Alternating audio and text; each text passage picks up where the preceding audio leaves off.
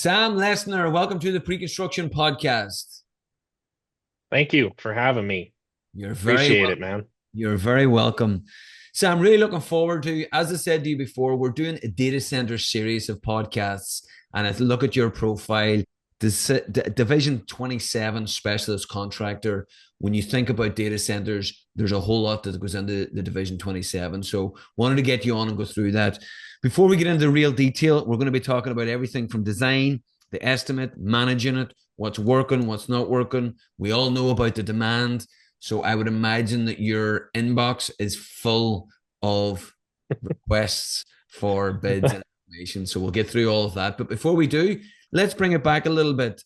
Construction management degree 2012. What was the thoughts behind that? And did you ever see yourself building the future for AI?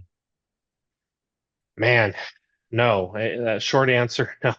Like I said, when I graduated from high school, 18-year-old kid, I didn't know what I wanted to do for a living. I mean, my dad he was a general contractor for many, many years. And so that was kind of how when I went to college, that was just kind of the start there was I majored in construction management. And part of the that program involved taking the architecture classes, CAD class, computer aided drafting, so on and so forth. So yeah, I mean, from there, I just kind of started to get into it. I like I said, learning how to manage projects, manpower, getting estimates, learning how to estimate projects from a general contractor standpoint. But then it was actually architecture when I was in college where I was like, man, sitting down in front of a computer and designing. We were we were designing simple things like houses, but then we got into designing a school, and that was really cool. It was a school down somewhere down in Texas that we designed, and just working all of the angles and having all of the stuff, that the program would auto populate for you and stuff. And it was kind of at that moment where I was like, man, I could do this. I could be an architect. I would love to do this. And I try. I have I have a friend down in Carlsbad, California, who he's kind of a head architect, and I tried to get in there with him, but it just, being from Wyoming and that whole side of things, it was like at the time it just didn't really work out. So from there, got to pay the bills. That was just kind of how I ended up in construction. It was the easiest thing to get into. So. Brilliant. And I love the fact that you found your love for design and architecture while doing a construction management degree. I always like to Mhm. ask people at Casper College, the construction management degree, how much of an emphasis or how much of the overall course, how much was covered for pre-construction and estimating? Um, like like two classes. It's massive. It was all kind of, man, that's been so long ago now looking back at it. Yeah, it was there was definitely a couple classes that were focused on the estimating side of it. It was mostly we mostly got into the safety side of things, um and just, yeah, project management in general. Yeah, it's the biggest, And it's the biggest, it's the it's biggest problem, Sam. yeah. It's not covered enough. It's not like talked about in high school enough. People don't understand Hmm. construction and estimating. There's not an education program with it. But the beauty of your kind of success is you got your passion on the design side. So you took that. Where then did you fall in with on the electrical side? How did that all come about? So that was my older brother. Again, I'm the youngest of three. My oldest brother works for a general contractor in Colorado, and then my middle brother, he started his own low voltage company. And so I worked with him in Wyoming. it's a little different. I know all states have different laws and stuff, but in Wyoming, in order to be able to pull cable, you have to essentially be a journeyman. Okay. And so I had to go through a 4-year apprenticeship to be a low voltage general journeyman essentially. And so yeah, my oldest brother, he worked for AT&T for many years, and then he worked for a local company there in Casper for many more years after AT&T. And and then he ventured out onto his own, and we did a couple of hotels. Were mostly, yeah, we did hotels, we did some apartments, and with all the Cat 6 TV cabling and stuff. And I worked under him until I went and was able to test out and get my own license. And then from there, I was able to have my own apprentice. I had a couple of my own apprentices that worked underneath me, and they've gone off to have their own low voltage careers up there as well. So it was my yeah, it was my middle brother that got me into it, and that was just kind of where the passion was because I liked it. I mean, I like not only kind of the physical layer of things, the actual getting dirty and pulling cable, drilling holes and terminating, but we even went so far as to we were programming wireless access points, installing the actual server infrastructure, and yeah, and I mean just basically turning a full system over to whoever our client was. So that was Brilliant. that was how I got into it back in 2014. Sam, you've earned your stripes. You're pulling cables. These are the kind of people that we want in pre-construction and estimating, building these data centers. Someone that's been there, done that, wore the Hmm. t-shirts. So I love that. Let's skip now. Hyperscale data centers. You do a lot of work in that space. How busy are you? And what's the demand like? What's the roadmap like? Oh man, it's before coming to NTI, I had estimated one data center before coming to NTI, and it was a baby compared to what I'm doing now. It was mostly work area outlets, just a whole bunch of Cat 6 there. We didn't really get into the full infrastructure there, but yeah, then I came over to NTI, and it was funny. In my interview, my manager at the time, he was like, "So what's the biggest thing you've estimated?" And I said, "Well, it's probably about, $250,000, something like that." He was like, "Okay, so we average into the millions of dollars." And I went, "Oh, okay." And Brilliant. and I came over here, and I started to get into it, and I was like, and I saw the scale as to what I was getting into. And I remember my first 2 weeks here, I had deer in the headlight look. Like, what did I get myself into? There's no way in the world I'm gonna last here. Yeah. No way in the world. And honestly, if it, I full credit to the team that I got put on with all the guys here on the estimating team. If it hadn't have been for them and their mentorship and just kind of taking me under their wing, and I wouldn't have lasted. So What impressed I you, or what blew you away initially to obviously the scale, but what else? Like when the guys sat you down and said, right, here's the four or five fundamentals of what we do.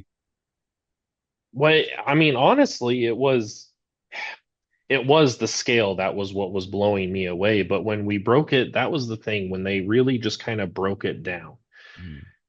At its basest level, it was nothing that I hadn't done before. It was still counting triangles. It was still snapping fiber lines. Really, the only thing that was really different was estimating basket tray and fiber guide and all the conveyance that goes into these massive things. That was really the biggest thing that was kind of novel, I guess, to me. But beyond that, I mean, that was how I kind of got my feet under me and was able to wrap my head around these massive, massive builds. Was to just break it down to its most basic components, because you know it's like the old adage, how do you eat an elephant? Yeah. One bite at a time, you know.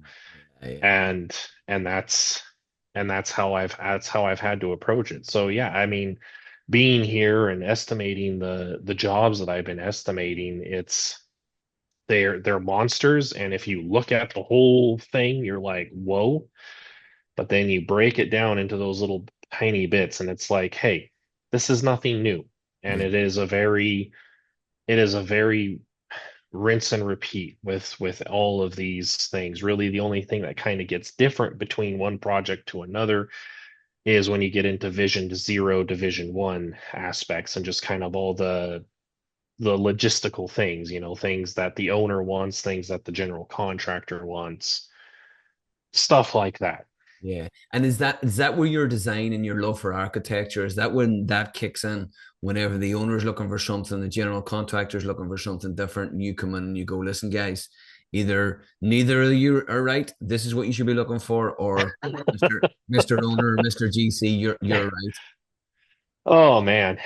Yeah, it's the thing, yeah, the thing with design is, I mean, again, whatever the owner wants, ultimately, that's what they if they're that's what they're going to get. Yeah. And I mean, so many times especially in my career, and we've run into situations where I will see something, or somebody on my team will see something that's blaring, that's like, hey, this needs to be addressed here. This is not going to work for what you're asking for. And then in the same breath, be like, but this will work. Yeah. There is going to be a cost difference here, but what you're asking for, it's going to cause problems going down the road. This is what you're going to want instead. And more often than not, we're able to kind of just nip those things in the bud as they arise. Yeah. What's the Um, what's the biggest misconceptions in relation to that? Like a GC comes to you and goes, Sam, this is the data center we're looking for. This is what we're thinking. What are the fundamentals that you turn around and go, well, generally that won't work. You've got to do it this way. when we're dealing with really old specs. Okay. So, because so often what GCs will send over is, if you've been in the estimating game for any length of time, you will eventually run into the spec book that's about that thick, and 3,000 pages of just legalese, know.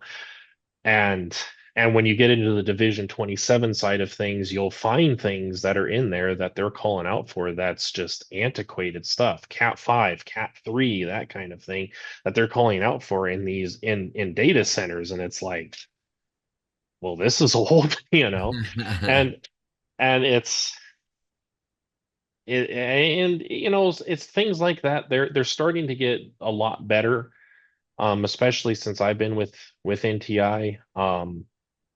I haven't really run into anything too much that way. Um, but it's just, you see it a lot where in the drawings and in the spec book, where you see whoever it is that put it together was doing a lot of copying and pasting, Yeah. and they didn't take the time to actually read what it is that they're saying. Yeah.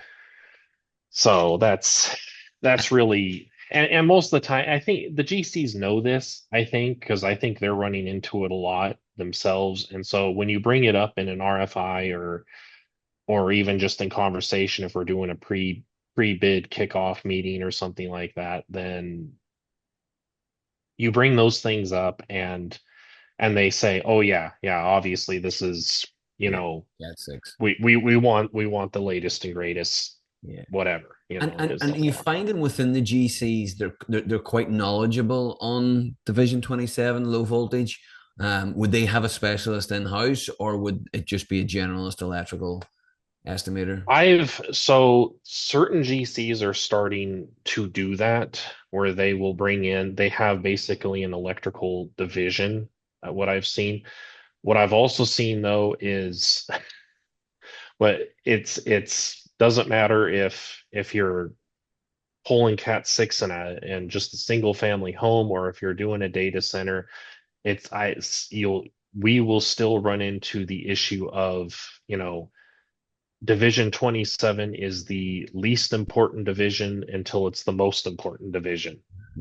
If you know what I mean by that. Yeah. And you, It's all of these things they're forgotten about. And it's until the very end when all of a sudden it's like a big panic.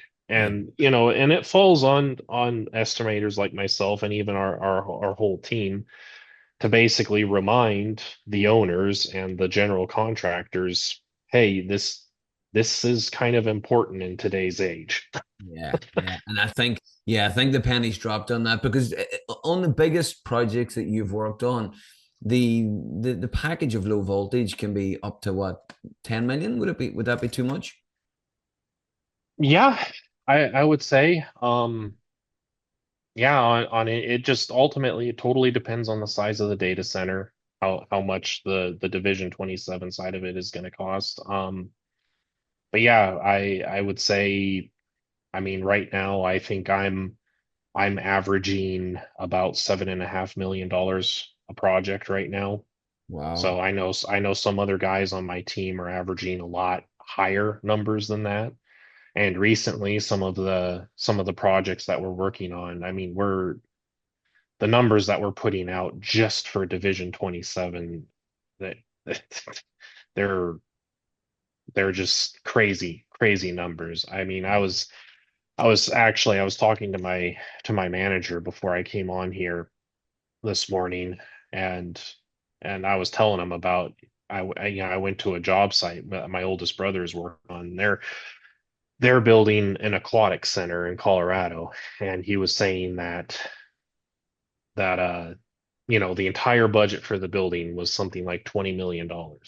And I'm like, man, some of the jobs we're working on, that's just to pull Cat 6. I know it's And and what is the reason for that, Sam? Is it the cost of the materials? Is it just the reliance now on low voltage? The amount of cabling that needs to go into these buildings is getting bigger and bigger.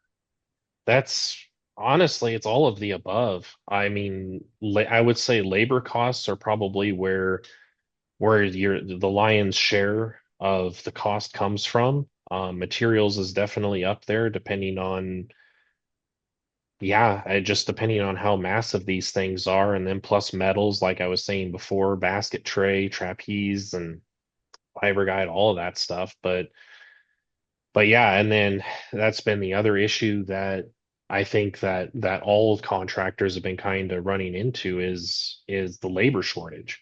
Yeah. Um, we're having trouble. We're getting we're getting a ton of work, and we're having trouble manning the jobs. Mm, And in order to get guys to convince guys to come over, good help, good techs to get them to come over to NTI, we're having to pay a premium for these guys to come over. yeah. And so obviously that drives costs up too. And yeah, I mean, like I said, I would say that's why these things are getting as expensive as what they are. Because number one, they're growing. These things are massive, million square foot buildings and multiple buildings of these size that are getting put into all these areas. Um, Yeah, yeah, yeah. it's campuses and campuses are probably good. I mean, we had I actually sent it to you, Bill Mazzetti on from Rosendon, and he was saying about how important it is that they break up the campuses into certain Hmm. sizes because it allows the workforce to stay there for a longer period and it allows you to retain staff and basically give them a runway of work over 4 or 5 years. So if the journeymen or the electricians are moving to the area, then they Hmm. stay there for a long time rather than moving to one area for a year, then another area. It just disrupts the families. Yeah. Um, and do you work alongside the likes of the electrical contractor, or do you deal directly with the GC, or is it all one big We've collaborative? we've done both. Um, Lots of times GCs will reach out to us directly and they will try to separate Division 26 from Division 27. lots of times too, the GCs will just deal with an electrical contractor, and then the electrical contractor will reach out to us. So we'll end up being a sub of a sub. Um, in some respects, I suppose the whole it's a little bit like a dance. I suppose it is. It's like it's supposed to be a waltz, Yeah. but lots of times it'll turn into swing dancing. Where does the big problems come? Where do you see the constant every project you do, it always ends up with this not an issue, but something that we could alleviate at design stage? Something that could be alleviated at the design stage. Man, honestly, I would say the biggest issue that I run into on any given set of plans is vagueness. Yeah. And because you'll see, again, kind of going back to what I was saying, you will see things or you won't see things that you know are supposed to be there, Mhm. and you don't get answers. And so then that forces me as an estimator to either A, exclude it, or B, make an assumption. And my assumptions are always going to be very expensive. Yeah, yeah. And you always think, is that the way they've left it out because they want to keep the costs down or to try and get a workaround? Man, that's another great question, because I had this conversation with a GC not too long ago, because they were essentially asking me to do just that. And they're essentially asking me to design the solution for them without any kind of a guideline. Yeah, And so it forced me to go back to some of our earlier builds for a different project that was similar size. But again, it's all these projects, they're they're all these projects. It's like having it's the one analogy I really liked was, it's like, even though these projects all look the same, it's like children. You can have twins, but they can be two very, very different people, you yeah, know, and that's essentially how you have to kind of treat these designs. They may look the same, they may be for the same client, they may be the exact same design. However, there will be differences between these two. yeah, And to ask me as an estimator, well, this one's going to be the exact same as this one, so base your price based off of this one. And it's like, well, okay, I can give you a price for it, but I mean, number one, if nothing else, even if these two things are identical to each other, you're working on project A, which is slated to start at this time. You're telling me project B isn't slated to start till 3 years down the road. I don't know what costs are going to be 3 years down the road. So if nothing else, that's one of the biggest issues when we're running into that, is just, you forecasting. know, yeah, Yeah. yeah, exactly. And I So think everyone's the same, all the divisions. Quick one on the one you mentioned there. What about technology? What do you guys use? And you mentioned there about using historical data. How up to how much do you rely on it? And can you pull it through to existing estimates? it's we it 100% depends on what the kind of the time frame of the job. If we're asked to put together a project, and it's got a 24-hour, 48-hour turnaround or something like that, generally speaking, we'll go in with as recent pricing as what we can get. Certain jobs, I mean, generally we try really hard to get out to distribution, let distribution know that these are the projects that we're working on, so they can get it into their system. And because they can get us project pricing and stuff like that. But we're yeah, it's 100% dependent on just kind of what time frame it is to get these projects turned around. The team that I'm on, we're very deadline driven. We live by our deadlines. We die by our deadlines. We and sometimes that's a good thing. Sometimes though, there are things that we have to do in order to meet those deadlines, and that is one of those things is having to rely on that historical pricing.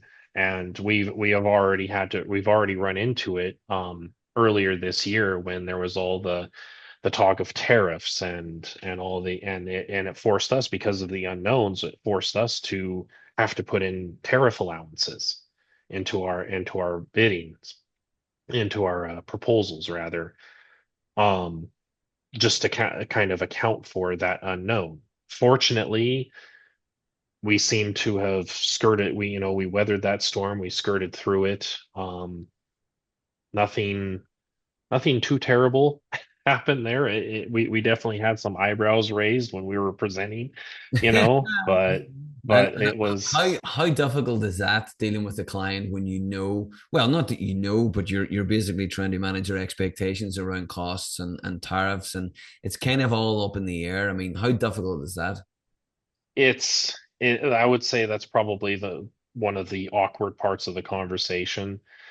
Fortunately, we have a really, really good sales team that they're able to answer those questions. They rely on us as the estimating team, but we all try really hard to just come together as a real cohesive unit to where, you know, the sales team, they're getting us the work, we're estimating the work, we're dealing with operations, and we're all coming together as a unit to answer these questions that the client will come out with. And I mean, to that point, we still protect ourselves even today, even though we're not really too worried about the tariffs now. we're we still protect ourselves with just what it is we're putting into our proposals, the verbiage and stuff like that, to where it's like, hey, we can only stick to our pricing for X amount of time, because our distribution is telling us they can only stick to their pricing for X amount of time. And so What's that down eh, to now, Sam? What sort of kind of uh is that? last I saw was 20 days. Okay, yeah, it's not a lot. Yeah. No, it's not. And I mean, and that's the other issue, is a lot of these projects that we're estimating now they're projects that aren't slated to take place till 2027, 2028. Yeah, is that And how far you're out when you're estimating and you're trying to one stay? of the last ones I put out was, yeah, it was a 2028 job. Quick question on that the jobs, and you mentioned deadlines previously as well. Are you guys doing or is the GCs doing GMPs? Are they doing design bid builds? Or do you see a variety of delivery methods? All of the above. Wow. Even Yep. that makes it a little bit more complex. Yeah. Yeah, it's again, um, yeah, it's What's the most we're popular? we're we're doing all sorts of stuff, man. What's the most Uh, popular you're seeing coming through? Most of the time, it's right now, a lot of what we're doing is because it's so far out, a lot of it is budgetary builds. Yeah, So again, like I was saying before, there's these plans that we're getting that are, the technology plans are 60, 70 pages long, but there's nothing in them. yeah. And it's like, Guess is this going to be a cableless data center, or brilliant. Yeah, but guesswork. but yeah, yeah, exactly. And quick question I always like to ask people: what do you guys use for takeoffs, estimates? What technology are you using? We're looking into a variety. I mean, right now it's what I would call a spreadsheet on steroids is what we're using. Um, Beyond that, for our takeoffs, we use Bluebeam. Nice. Bluebeam's a great tool for what it is that we're doing, and it works It works really good for our system. I mean, like I said, um, we're constantly looking for better solutions, things to make our lives easier. But yeah, I mean, we're trying to keep it right now. It's pretty simple, I suppose. Well, simple, Mhm. but it's yeah, we're rolling with what we got, and it's working really well right now. So I Brilliant. know there's talk of possibly jumping into a different kind of software, but that's above my pay grade. So Yeah, yeah.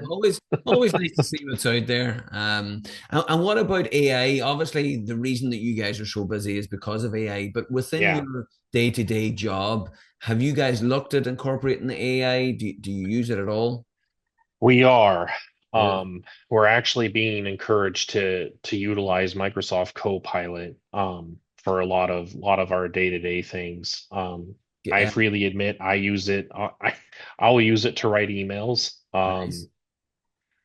Because there's lots of time and I'll even use it. I've used it to even write some of my proposals and such. Because gosh, it's just saves so much time to when you're trying to get all wordy and stuff. But if you program it right and you can just have it, if you leave it alone, I mean, it does 95% of the job for you. It still requires that human touch. Yeah, That's what I tell everybody that's asked me, well, how are you using AI? Well, I use it to write yeah, with. Um, it's it's not to the point I would say where it's replacing my job yet, where, because that's also been a talk in a lot of our meetings where, how long is it going to be before you can upload a set of plans into your program into an AI and it does all the takeoffs for you. Um, we're not there yet. Not to say we won't ever get there yet, but I mean, as it stands right now, I think pre-construction professionals, their jobs are safe right now. absolutely. And we still need so many of them. And I think you're right. I mean, I think taking all the heavy lifting is great and allows you to go and do the stuff that you love, the design side, the Hmm. client side, the interaction, managing expectations, collaborating. But that's exactly right. So just to kind of round off now, Sam, what excites you most about the low voltage space right now, and particular data centers? What's getting you up in the morning going, I can't wait to get my teeth into that. Ah, man, honestly, it's the guys that I work with. It's the team, the company that it was something that the president, Brian James, mentioned to my boss. He said his goal, he wants to make working here fun. Yeah, And and I have to completely agree. I mean, I love working on the team that I'm working with. The guys that I'm working with are all very knowledgeable guys. We have two RCDDs on our team. Um, and I've learned so much from those guys and just, things that because of how massive these things are and because of how granular we're having to get on these things, it's just the wealth of knowledge that's on this team is it's honestly it's the great one of the best resources, one of the reasons why I love being here because it's not to say that I mean I learned a lot through my career working in the residential and commercial side of things, but then coming here and getting into seeing all the cutting edge of it and being on the forefront of building the future, literally building the future. I mean, when we first got on here this morning, Gareth, is like,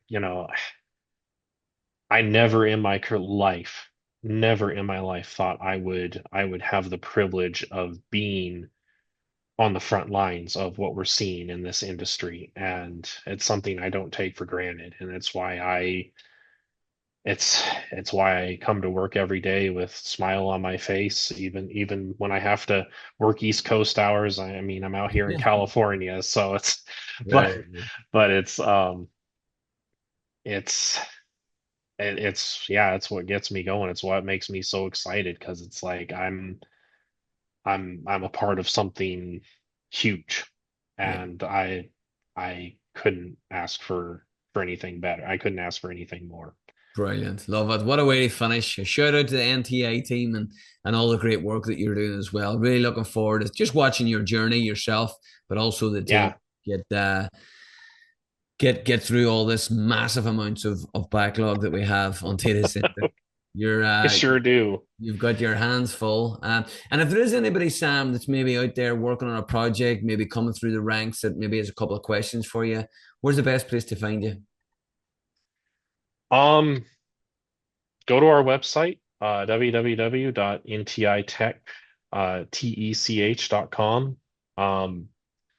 And yeah, if you're looking into getting into this industry, I mean, we're a great company. Um, we've got a great health plan. Nice. And and the pay is really good Good. Yeah. here. So I guess that's kind of the bottom line is what's it pay? We pay our guys good. We treat our guys really good Yeah. here. So It sounds like it. It sounds like it, Sam. Well, there you have it, folks. I'll put the email. I'll actually put your LinkedIn profile in the show notes, and I'll also put the web address as well for NTA. Sam, listen, thank you very much. Thank you for getting taking time out of your busy day as well as being on PST time. Really appreciate you recording, and I'm looking forward to catching up again soon. thank you so much, Gareth. Really appreciate this. This has been fun, man.